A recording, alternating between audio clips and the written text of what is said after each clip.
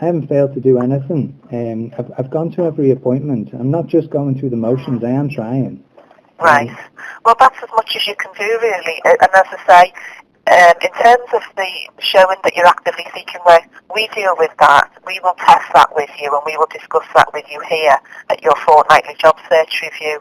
In terms of everything else that's needed to try and help you towards work, that's where the work programme people should be coming in. Okay. Well, the issue I've got now is the sanction has already been passed by Sam. I'm just wondering how I could dispute it now, because there isn't a sanction on your benefit at the moment. I was going to say, because I was worried about it being stopped halfway through the winter period. No, there isn't one. There isn't one at the moment. What will happen now is when you next come in to do your job search review, which, because we're entering the Christmas period, you'll excuse signing. So the fortnight after that, you will come in just the same as you have been doing and bring in your evidence of your job search. Now, as I say, it's up to you how you want to present that. You can do that verbally. Most people, because it is quite a sustained amount of information, write down what they've done to look for work, because you're having to prove what you've done over a full fortnight.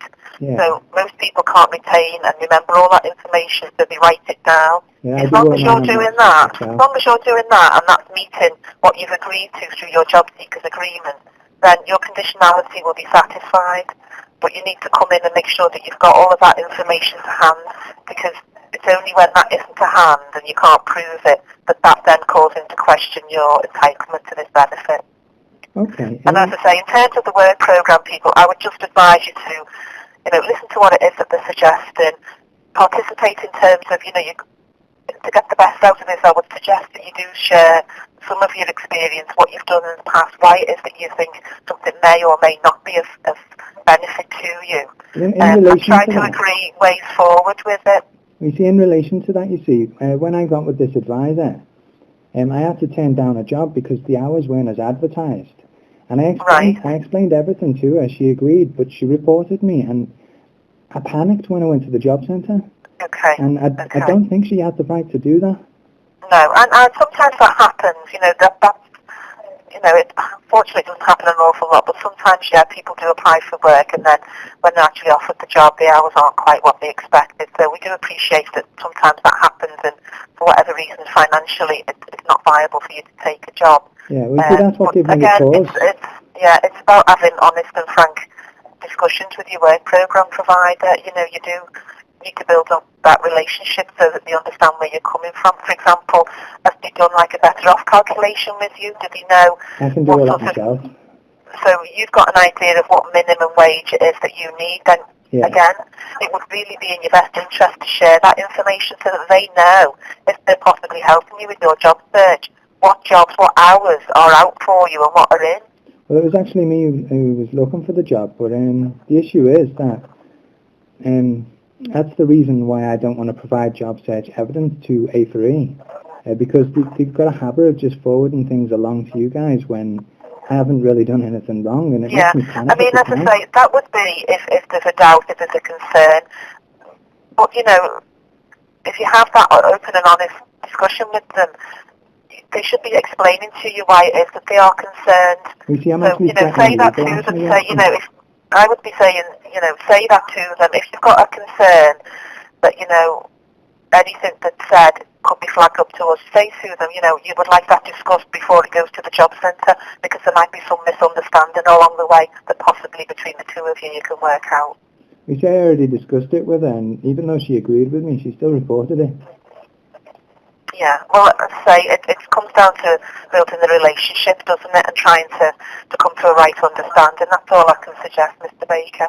But as I say, in terms of what we are expecting of you, bring in your job search, look at your job seekers agreement, bring that job search evidence in, and obviously that will help you to show that you're still entitled to this benefit. Okay, well, you see, I've got an issue now.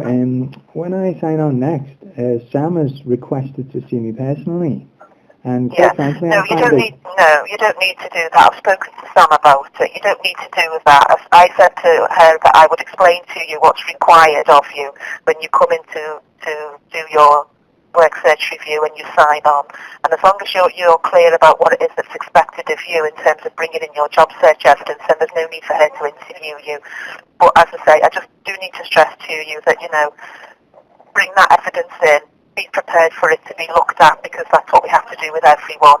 And if further embellishment is needed, then, the advisor who signs you on will ask you for that. That's not unusual. But as I say, the more information you can bring in around what you've done in that fortnightly period, the better. Okay then. Okay. Well, just out of curiosity, what was this further terms and conditions that I need to look at that aren't on the agreement, the job seekers agreement? What terms and conditions? Well, it's just what's on your job seekers agreement. But you said there were other things that conditionality? Well, that's the work program. That's the work program contract that we have. Okay, well, you see, my contract with the work program is actually voided. Voided?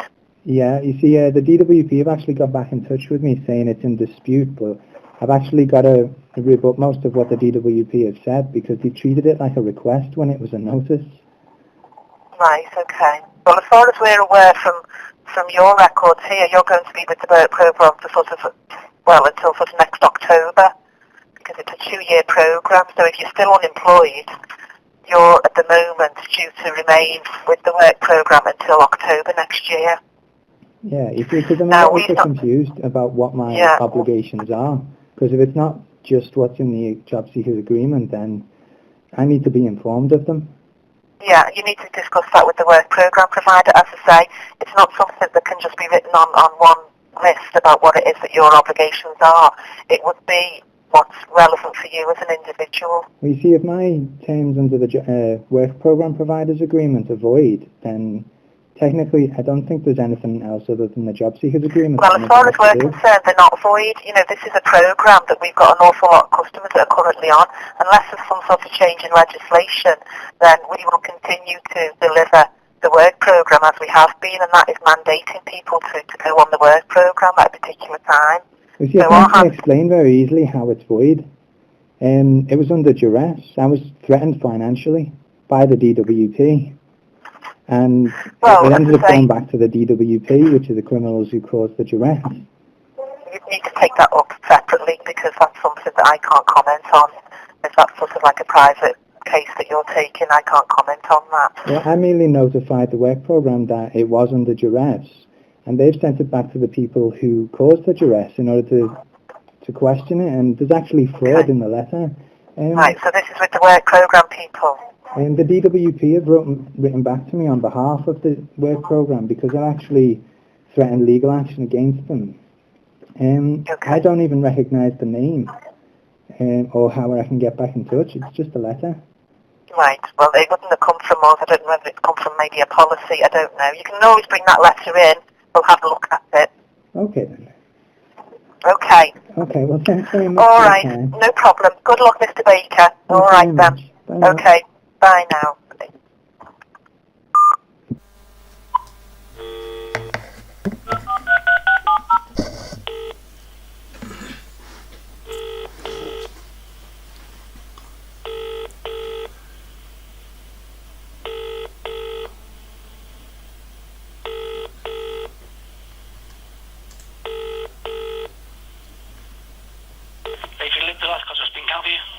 I'm sorry, is this A4E Liverpool?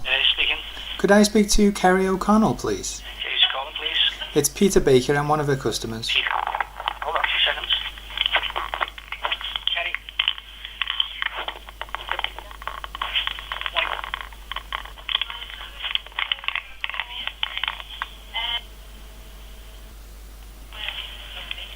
Sorry, Kerry now.